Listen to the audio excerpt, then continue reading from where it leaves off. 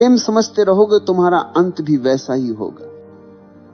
मोह हमेशा तुम्हें खाली छोड़ देगा। शुरुआत में मीठा लगता है जैसे शहद, तुम्हें लगेगा कि अब सब मिल गया, लेकिन वही मोह धीरे धीरे तुम्हारी ऊर्जा खा जाएगा, तुम्हारा विवेक खा जाएगा, तुम्हारा आत्मसम्मान खा जाएगा, और अंत में तुम्हारे हाथ कुछ नहीं बचेगा सिवाय पछतावे के। याद रखो, स्त्री समस्या नहीं, समस्या तुम्हारा मोह है। स्त्री तो आईना है, उसमें तुम अपना अंधापन देखते हो, उसके चेहरे में तुम अपने भीतर की भूख को तलाशते हो, और उस भूख ने ही तुम्हें कैदी बना रखा है। तुम कहते हो वो चली गई तो मैं टूट गया। सच ये है कि तुम कभी जुड़े ही नहीं थे, तुम मोह में बंधे थे। जो चीज प्रेम होती है वह टूटती नहीं, प्रेम स्वतंत्र करता है, मोह गुलाम बनाता है।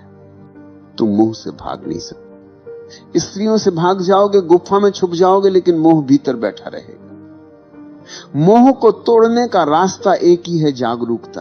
देखो उसे, पहचानो उसे, और धीरे धीरे उसकी जड़ सूख जाएगी। जिस दिन तुमने स्त्री मोह को पहचाना, उसी दिन तुमने अपने भीतर की पहली जंजीर तोड़ी, और वही पहला कदम है असली स्वतंत्रता की ओर।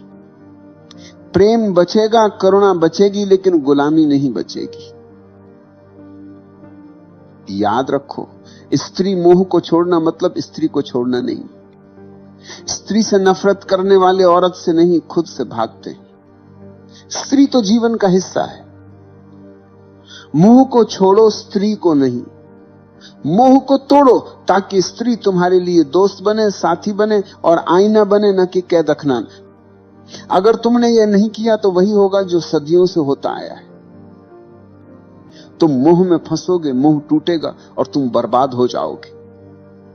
लेकिन अगर तुमने अभी जागना शुरू किया तो वही ऊर्जा जो तुम्हें नीचे खींच रही है, वही ऊर्जा तुम्हें ऊपर उठाएगी। मोह अगर अंधकार है तो जागरूकता वही ऊर्जा को प्रकाश में बदल सकती। तो आखिरी बार कहता हूं, स्त्री मोह को छोड़ो, उस गुलामी को छोड़ो जो तुम्हारे भीतर बैठी है। नहीं तो तुम्हारी कहानी भी वही होगी जो हजारों साल से बार बार लिखी जा रही है, लालच, मोह, टूटन और बर्बादी।